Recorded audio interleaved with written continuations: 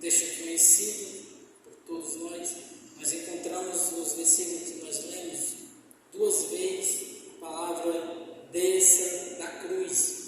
Os homens que estavam ali zombando de Cristo quando estavam na cruz, tudo que eles mais queriam era ver Jesus se salvar ali. O insulto era porque Jesus sempre falava em suas mensagens que ele era o Filho de Deus, e verdadeiramente sim, ele é o Filho de Deus. E Jesus também pregava muito sobre o reino dos céus. E as pessoas vendo Cristo ali na cruz, o zombaram, o desafiaram, dizendo: se tu és o Filho de Deus, se tu és aquilo que tu dizes que tu és, então desça da cruz. Mas nós sabemos que era necessário Jesus passar e suportar a cruz até o final. E eles queriam que Jesus mostrasse o seu poder. E é bem verdade, meus irmãos, que se Jesus quisesse, ele enviaria uma legião de anjos e matava todos aqueles homens que estavam zombando dele. Ele tem todo esse poder e essa autoridade. Mas Jesus não queria fazer isso. Queria passar pela cruz porque era necessário. Porque se Jesus tivesse descido da cruz, hoje nós não estaríamos aqui adorando e glorificando o seu nome. Se ele tivesse descido da cruz, não teria salvação. Se ele tivesse descido da cruz, hoje o homem ainda permaneceria no pecado, na ruína, no lamaçal de pecado. Por isso, tudo que o maligno queria era que ele não fosse para a cruz e que no momento de sua agonia ele descesse da cruz.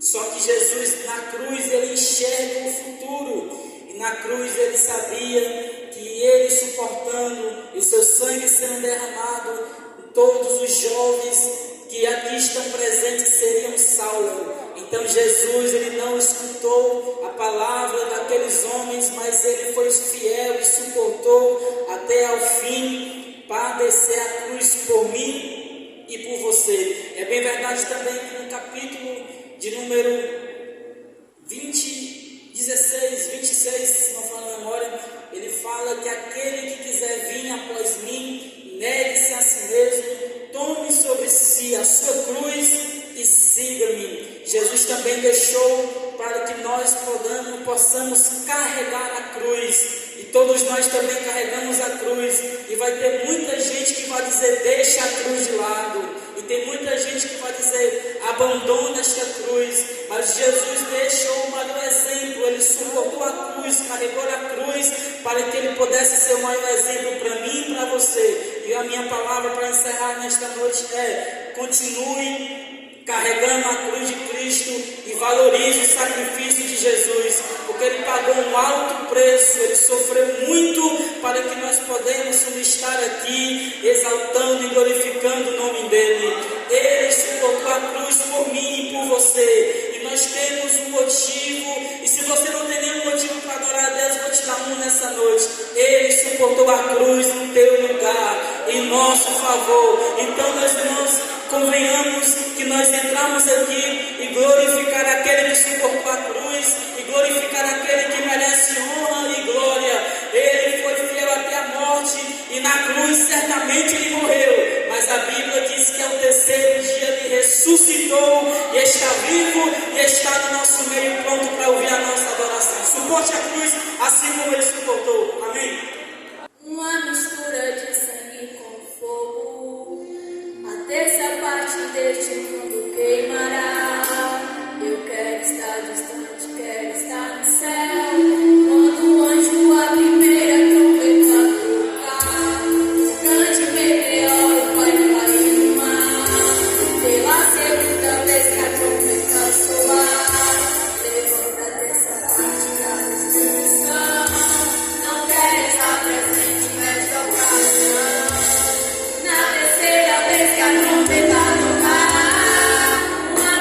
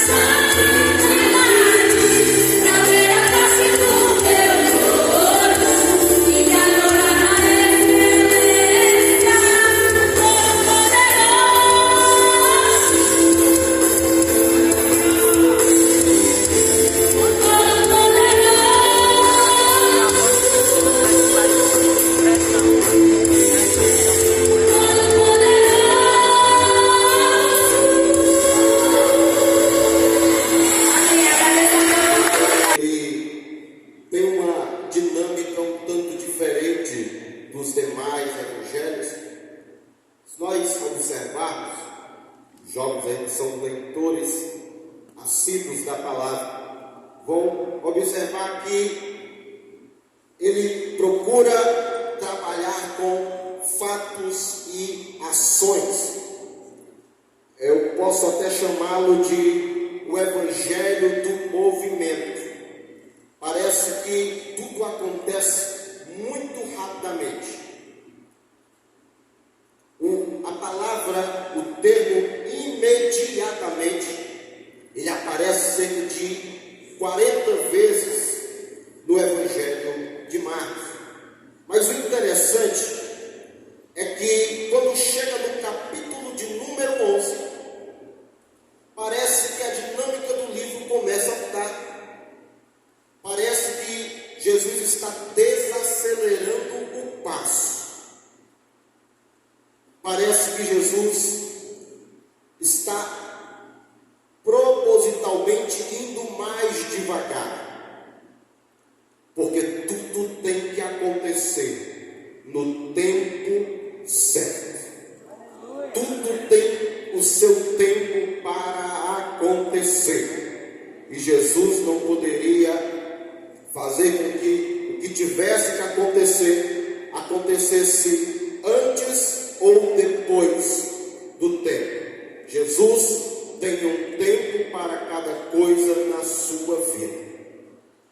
Mas nós vamos meditar aqui nessa pequena passagem muito conhecida que fala sobre a viúva pobre.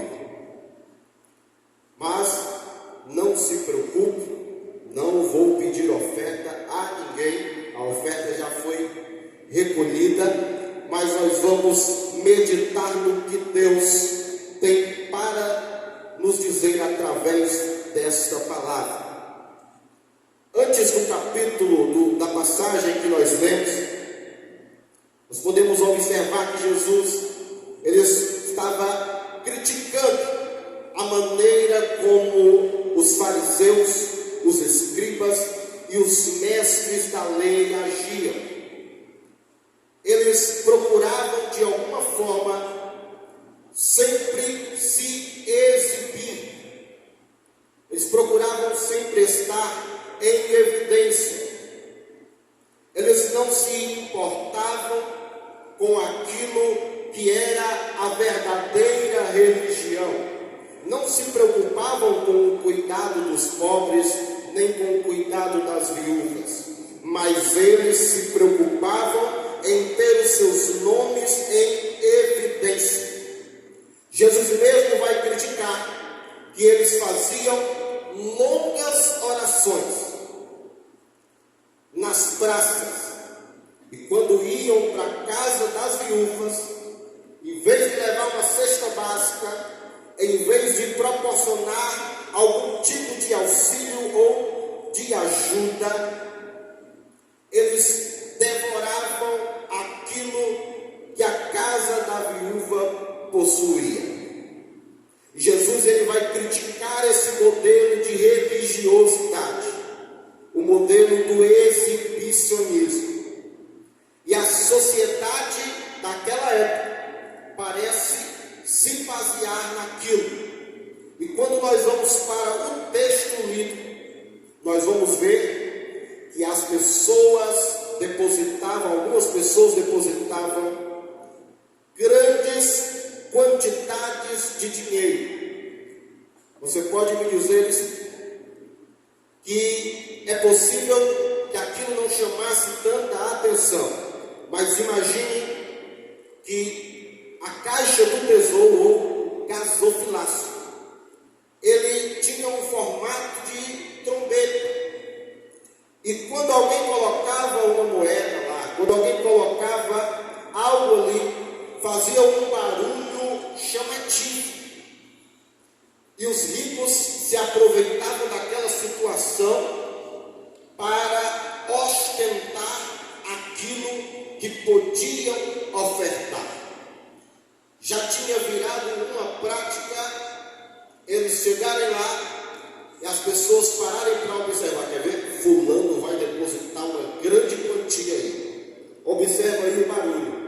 E aquele barulho de moeda caindo, aquele barulho barulho chamativo. E Jesus, ele parou para observar aquela situação. Jesus, depois de algum tempo, teria que cumprir o seu propósito, como disse o nosso irmão Emerson. Jesus teria que ir para a cruz e cumprir o propósito de Deus, mas ele teve que parar para observar a atitude dos ricos e a atitude da viúva. Diante daquela sociedade aonde o exibicionismo era valorizado, aonde a ostentação era valorizada, a nossa personagem aqui, ela tem uma série de desvantagens que a tornam uma pessoa improvável de ser agradável a Deus perante os olhos do homem. E nós vamos trabalhar nessas desvantagens que a viúva que ofertou aquilo que tinha, ela aparentemente tinha. Nós vamos meditar naquilo que faz com que ela seja alguém em que ninguém depositava a sua confiança de que aquela mulher agradava a Deus. O primeiro ponto que eu vou destacar aqui é que ela era alguém sem relevância social. Primeiro, ela era mulher. Já era difícil ser mulher naquela época. Ela era anônima. Ela não tinha nome. O nome dela nem aparece no texto. Ela era viúva. Para piorar a situação, ela tinha todas essas características que, para quem olhava, dizia: essa daí não tem muita importância. Quando ela chega, parece que ninguém observa, mas Jesus estava observando. E no meio de tanta gente, às vezes você pode parar para analisar e para pensar e dizer: eu não tenho tanta importância assim, eu não sou tão importante, eu acho que eu não estou com isso tudo, eu acho que eu não tenho tanto valor. Mas eu tenho uma mensagem de Deus. Jesus parou para te observar e está dizendo: você tem valor para mim. Jesus parou para te observar e está dizendo: você tem muito valor para mim. Quando você está disposto a fazer algo para a obra de Deus, ainda que aos olhos dos outros não tenha tanta importância, Jesus está olhando e dizendo: eu valorizo aquilo que você pode fazer, eu valorizo aquilo que você consegue entregar para mim, eu valorizo quando você entrega o seu tudo para mim. Você pode até pensar: meu líder não me considera tão importante. Você pode chegar a pensar: o meu pastor não me considera alguém tão importante. Mas Jesus te considera importantíssimo para a obra dele. Ainda que ninguém te valorize, olhe para o céu e lembre: Jesus está te observando. Continua fazendo o que ele te pediu para fazer. Não recue, pois ele está contigo. Ninguém pode estar prestando atenção, mas Jesus está observando o que você está fazendo e dizendo: você tem valor para mim.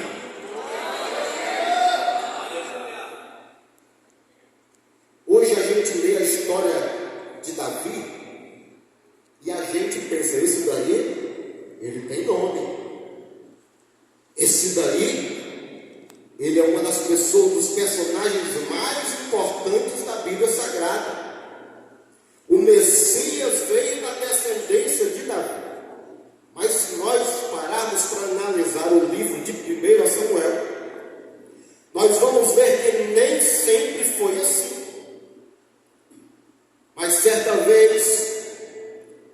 quando Samuel disse para Saul: o Senhor entregou o teu reino para outro.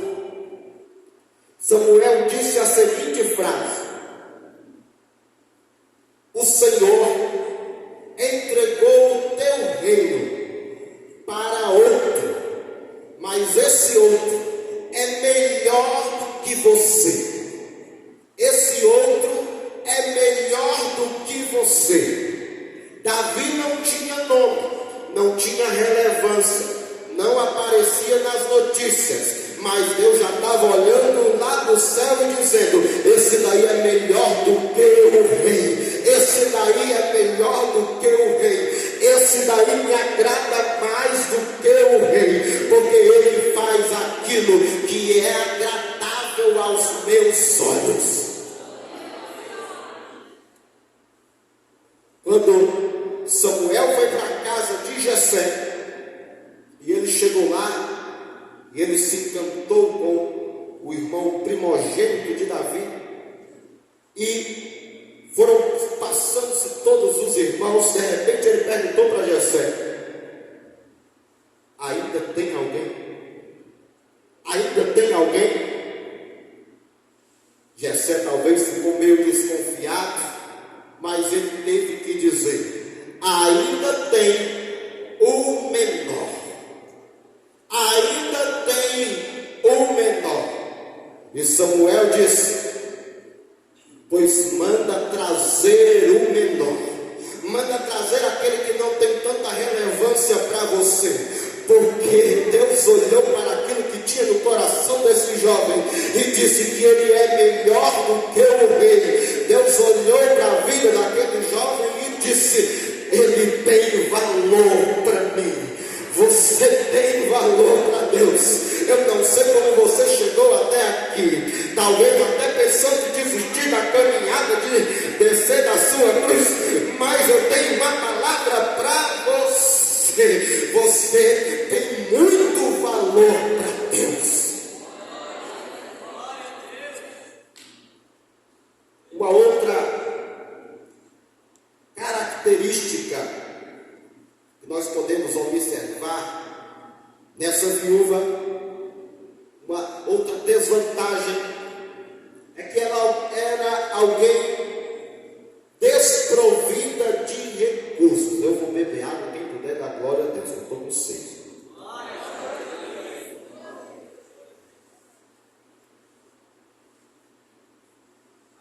Ela era desprovida de recursos. Em outras palavras, ela era pobre. Ela era pobre. Só que ela não era um pobre assim, que podia se alimentar todos os dias, que podia comprar as suas roupas de vez em quando, que podia fazer alguma coisa. A palavra usada para descrever a pobreza dessa viúva no grego é pitocho. E pitocho parece uma palavra engraçada, mas a realidade é que ela significa que essa viúva era praticamente uma indigente. Essa viúva era alguém que poderia comer de manhã e não comer à tarde. Essa viúva era alguém que poderia comer de tarde e não comer de noite. Essa viúva era alguém que não tinha uma total segurança da sua própria alimentação. Mas mesmo assim, ela teve a ousadia de pegar as suas duas moedas. E essas duas moedas que não tinham tanto valor, ela entregou para Deus. Ela não tinha muito recurso, mas o que ela tinha, ela entregou para Deus. Talvez você se sinta mais ou menos assim: eu não tenho muito o que oferecer para Deus. Não sei cantar direito, não sei pregar direito, não sei fazer nada para Deus. O que é que eu posso fazer? Deus não vai fazer nem questão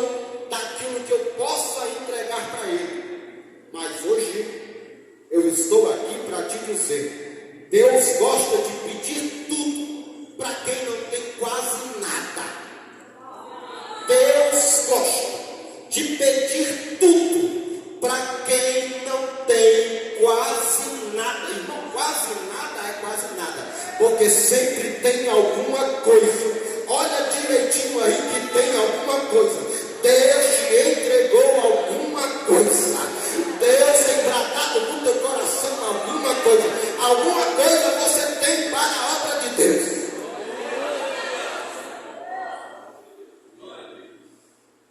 Para você não dizer que eu estou falando heresia, nós vamos para aquela passagem aonde o profeta Elias, ele foi de encontro à casa de uma viúva. E quando ele chegou lá, ele disse, para encurtar a história, o tempo não é muito crente, né? Passa rápido. E o profeta chega para ela e diz, faz um bolo para mim. Faz algo aí para mim comer. A época era de fome. A época era de sede. Até as pessoas comuns que tinham um pouco mais de condições estavam passando por grandes dificuldades. Mas mesmo assim o profeta teve a ousadia de dizer, faz um bolo para mim. Ela olhou para a despensa, mas eu só tenho um punhado de farinha e um pouco de azeite. O profeta disse, faz para mim. Faz um bolo para mim.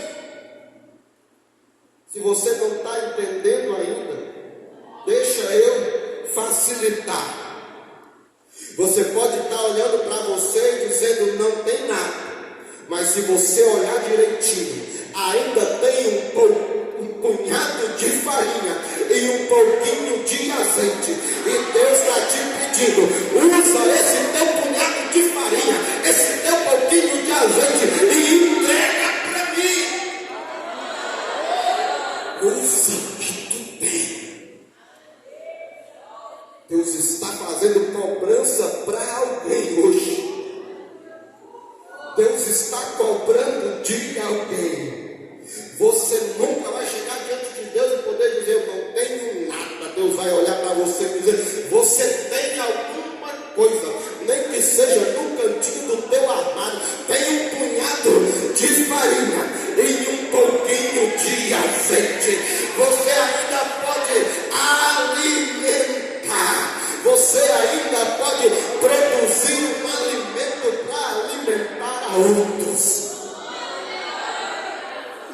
Deus gosta de usar as coisas improváveis. À primeira vista parecia uma maldade. O profeta pedir o último alimento da viúva. Mas quando Deus te pede para fazer alguma coisa, Ele já te pede sabendo que depois que você entregar o que você tem para Ele, Ele vai multiplicar o punhado de farinha e um pouquinho de azeite. Deus não pede nada a ninguém para ficar por isso mesmo. Sempre tem uma recompensa. Sempre tem uma recompensa. Deus não chamou Abraão para sair do meio da parentela dele para ficar, não. Ele chamou Abraão e disse, tem uma terra prometida para você, tem bênção para você, tem algo especial esperando por você.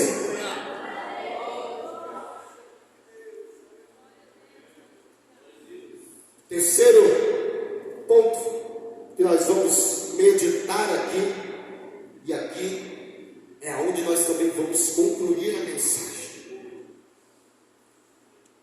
Ela podia não ter relevância, podia não ter recursos, mas ela usou o que ela tinha para agradar a Deus. Eu vou repetir. Ela não tinha relevância, não tinha recursos, mas ela usou o que tinha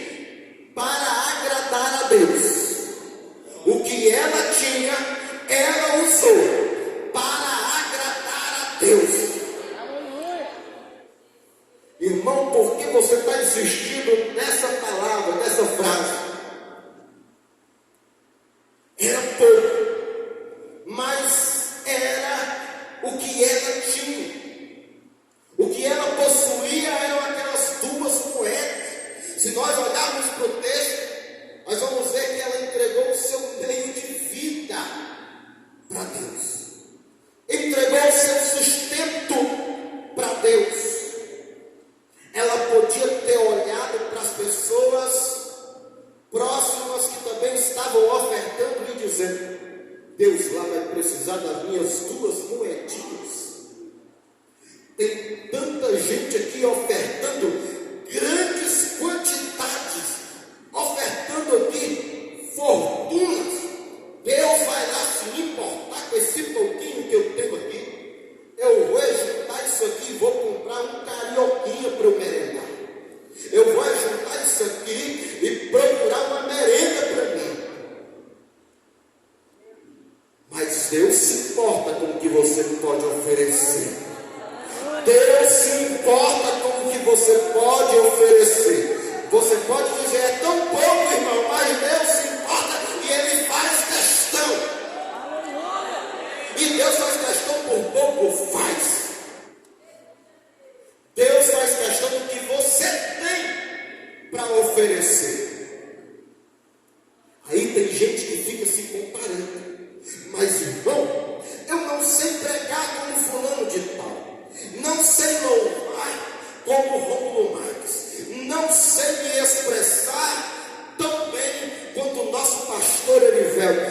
Não tenho grandes talentos, não tenho grandes habilidades. Mas Deus faz questão de que você use o que você tem. Para de se comparar com os outros. O que Deus te entregou é para você usar. Irmão, é pouco, mas foi o que Deus te entregou. Usa para fazer a obra dele. Irmão, não tem muito valor, mas é o que Ele te entregou. Usa para fazer a obra dele. Tem gente que fica se comparando. Aí fica quase depressivo. Porque olha para alguém que já está há muito tempo pregando, louvando, pessoa que já tem experiência e quer se comparar. Eu aprendi algo da parte de Deus. Tudo tem o tempo certo para acontecer. O seu tempo não é o mesmo tempo de outra pessoa. O propósito que Deus tem com você não é o mesmo que Ele tem para outra pessoa. Mas Deus tem propósito para você também. Deus tem um tempo certo para você também. Deus tem um momento certo e oportuno para te abençoar. Você pode dizer, mas eu queria saber pregar que nem fulano, ou louvar que nem ciclano, porque ele louva de um jeito diferente. A voz é tão interessante. Ciclano louva com uma voz assim tão grave. O outro louva, consegue fazer um agudo sensacional. Mas Deus está dizendo para você nesta noite que não é o que o outro tem, é o que você tem. Você tem que olhar para o que você tem. Não é do jeito do outro, é do teu jeitinho mesmo que Deus vai usar a tua vida para fazer grandes coisas. Não é do jeito de fulano, não é do jeito de ciclano, mas do teu jeitinho você vai fazer aquilo que é agradável a Deus.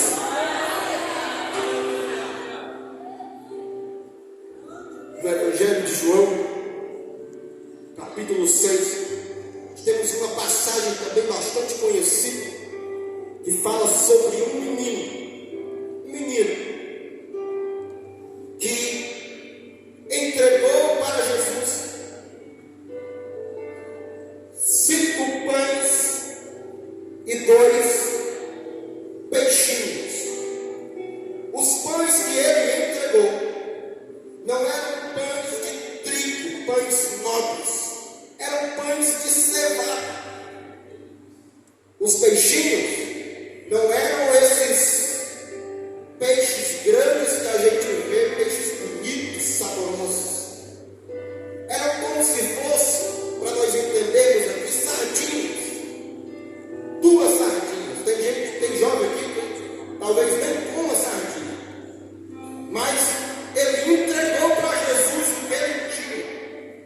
André chegou com ele diante de Jesus e disse: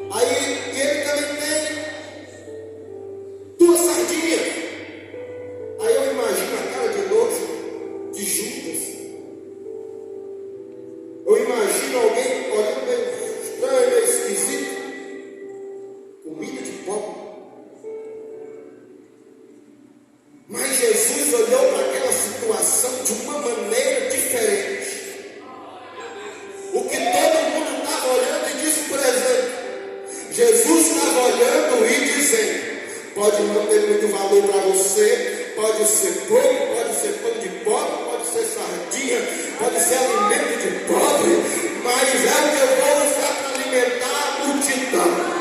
Mas é a matéria-prima para o milagre acontecer. Se você não entendeu ainda o que você entrega para Jesus, aos olhos de muitas pessoas pode dizer, mas é tão pouco, mas o que essa pessoa tem é tão pobre, mas Jesus está olhando e dizendo, isso aqui vai servir para mim, isso para mim é valioso. O que você entrega para Jesus, Ele não despreza. Entrega esses teus 5 pãezinhos, essas tuas 2 sardinhas, Jesus está olhando para isso e dizendo, se é o que você tem, para mim é valioso. Usa o que você tem para agradar a Deus. Aqui, já encerro essa mensagem,